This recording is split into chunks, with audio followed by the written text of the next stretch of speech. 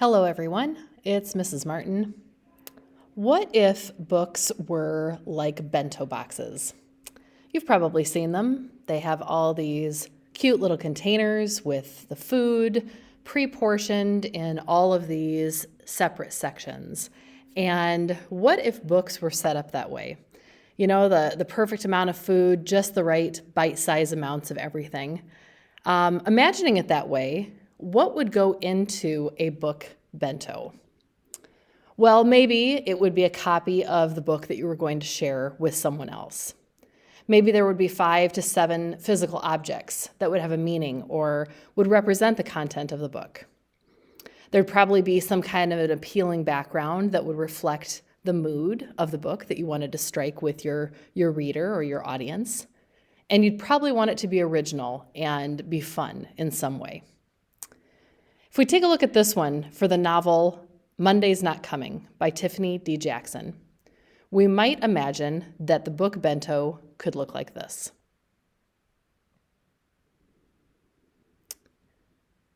Without having a chance to know too much about this story, we could, by looking at this book bento, have an opportunity to make some guesses. We could predict some things, we could take a look at what's on the screen, and with this one being interactive, we could even click on some of the pieces here to find out more information. For example, by clicking on the snow globe here of Washington, D.C., I'm brought to a link all about the official tourism site of our nation's capital.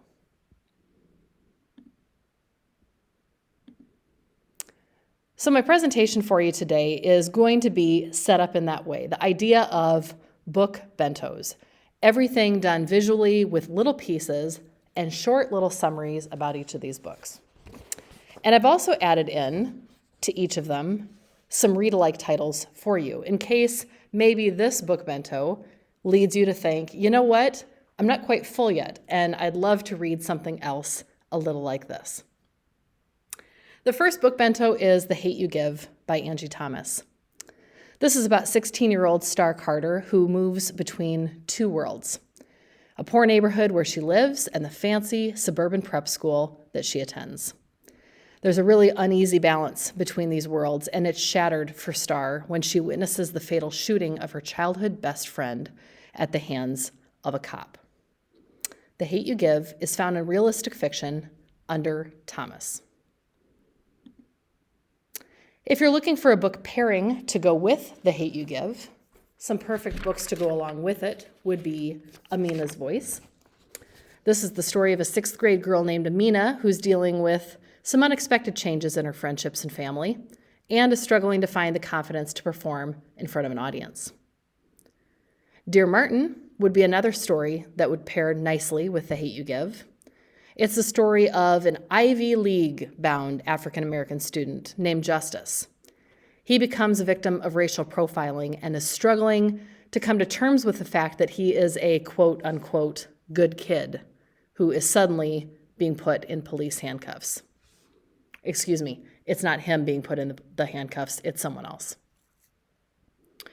Also, the book Monster by Walter Dean Myers is about a kid named Steve Harmon who is 16 years old, he's black, he's growing up in Harlem, and he's telling his story of being put on trial for robbery and murder. This novel's written in a really unique format. It's both third person as a film screenplay, like a movie script, and it's also first person, written in Steve's personal diary entries. All of these books could be found in the realistic fiction section, under, of course, the author's last name. Our next book to consider is in historical fiction, and this one is a classic, The Secret Garden. Frances Hodgson Burnett writes the story about orphaned Mary Lennox, who comes to live at her uncle's great house on the Yorkshire moors. She finds it's full of secrets. The mansion has nearly 100 rooms, and her uncle keeps himself locked away. But at night, she hears the sound of him crying and moaning.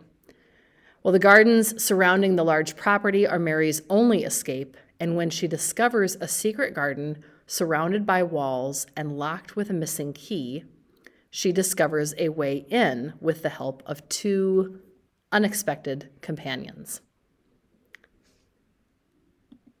If you're looking for book pairings for this book, you might take a look at Echo Mountain by Lauren Wolk. This one's about a family in Great Depression era Maine who lost everything and are rebuilding their lives in a rural mountain community.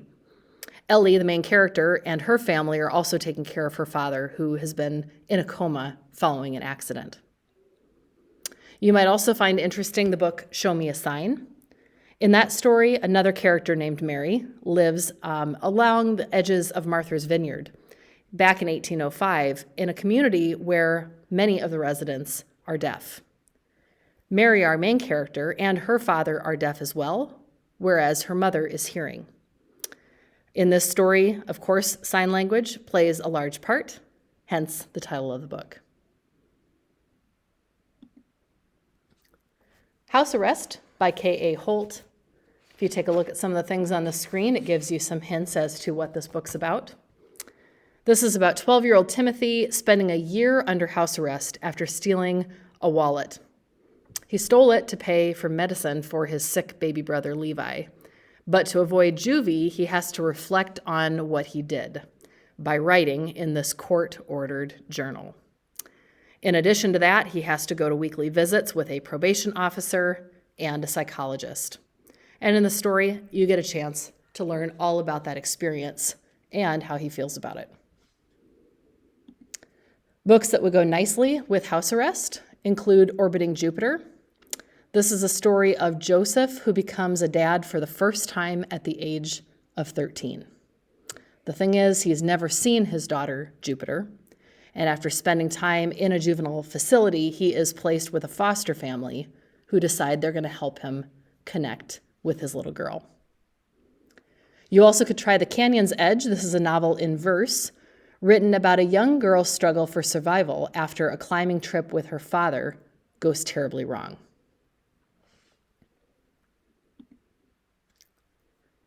Looking at nonfiction, Becoming Muhammad Ali by James Patterson and Kwame Alexander.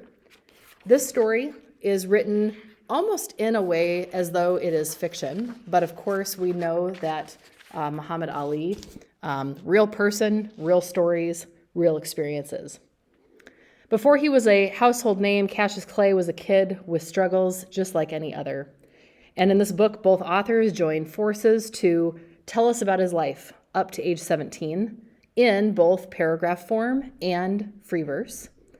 They include his childhood friends, his struggles in school, the racism he faced, and how he discovered boxing.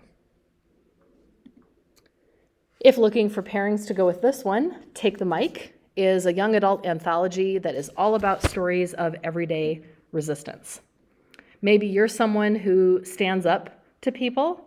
Maybe you do so online. Maybe you participate in marches to protest injustice. Maybe you're just dancing around your living room, being yourself. However you do so, you might take the mic and use your voice, and these stories are all about that.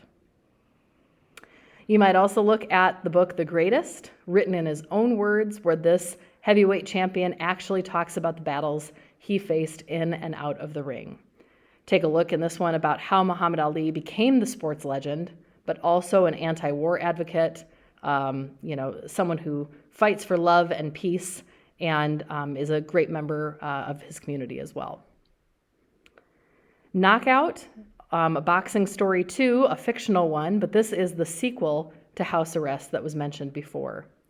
In this one, Levi, the little brother in the book House Arrest, is now in 7th grade, and with some health limitations, is now being allowed to do some boxing, even with his very overprotective parents.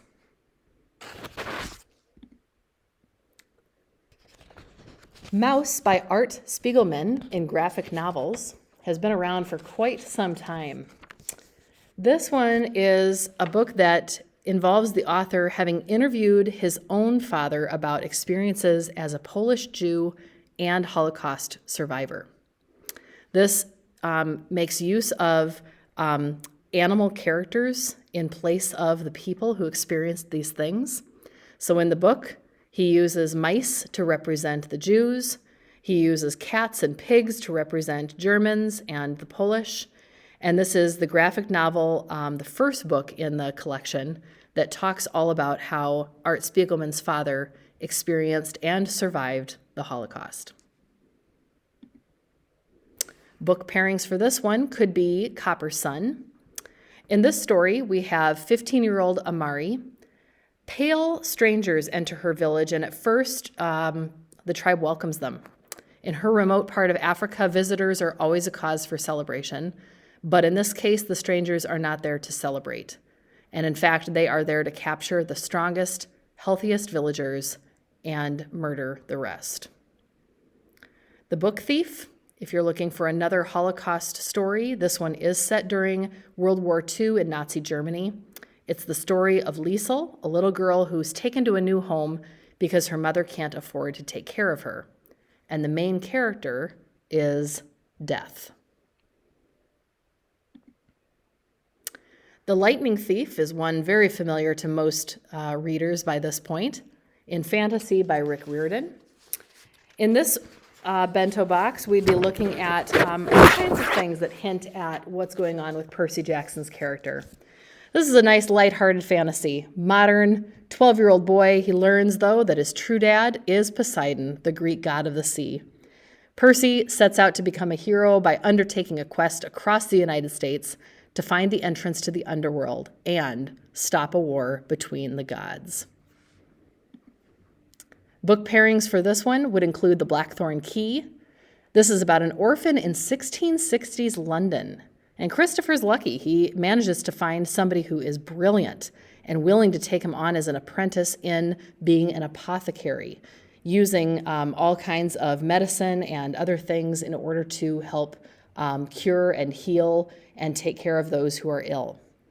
When his master, though, is brutally murdered, Christopher is heartbroken and determined to find the villains.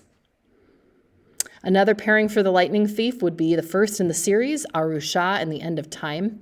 It follows our main character as she realizes she's a reincarnation of one of the Pandavas and a son of a god in her previous birth. Along with her sister Minnie, she sets to correct a wrong that she committed to save the world from destruction in 9 days. Divergent by Veronica Roth, another that's been around for quite some time. In sci-fi, we're looking at a dystopian Chicago where people at the age of 16 get the opportunity to select one of five factions,